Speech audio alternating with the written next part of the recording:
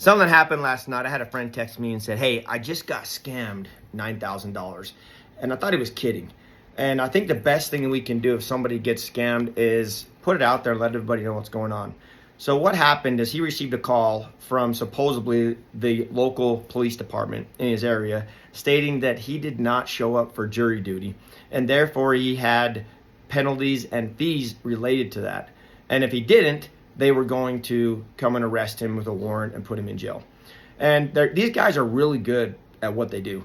So a couple of things I want to state here is that as he talked to the police and filed an investigation, we found out the money went overseas. They turned it into cryptocurrency, and I'll tell you about the process and what they do here in just a minute, because it could have been worse. He could have got scammed for $18,000. But luckily, the local cashier at the credit union came up and asked what he was doing. And one of the common things they do is they don't want you to get off the phone.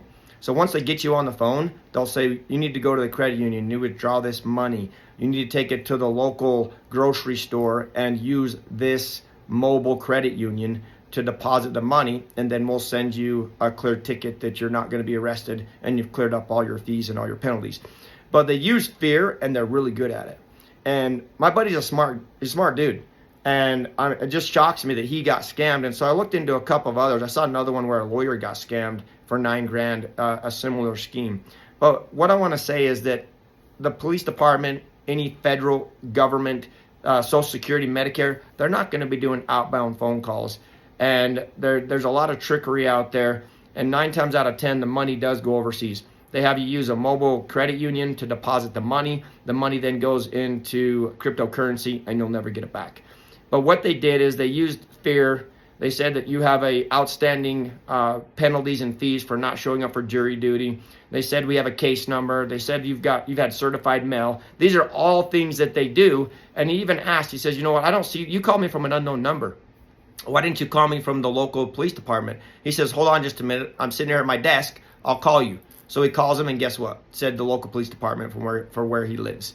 So, you know, they're really good at it. They use spoof numbers. They do their research. If you're on social media at all, on any platform, they know your name, your number.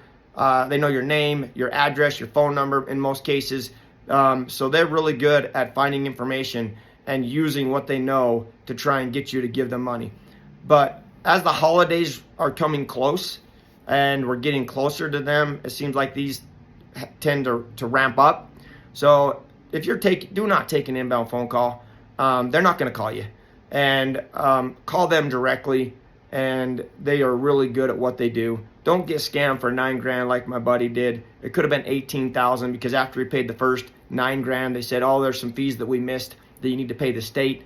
And he went back to get another $9,000, and luckily the teller came up and asked, what is this for? And the guys were on the phone in his pocket, and he says, we need to ask them to talk to a supervisor. You need to ask them these questions. If they don't answer them, hang up. And that was that. And it was done. But unfortunately, the $9,000 was gone, and he learned his lesson. But let that be a lesson. Please share this with people. Share this video with people you know so that they don't get scammed. I mean, even if it's $100. I mean, $9,000 is a lot. $100 is a lot to a lot of people. But they can avoid it.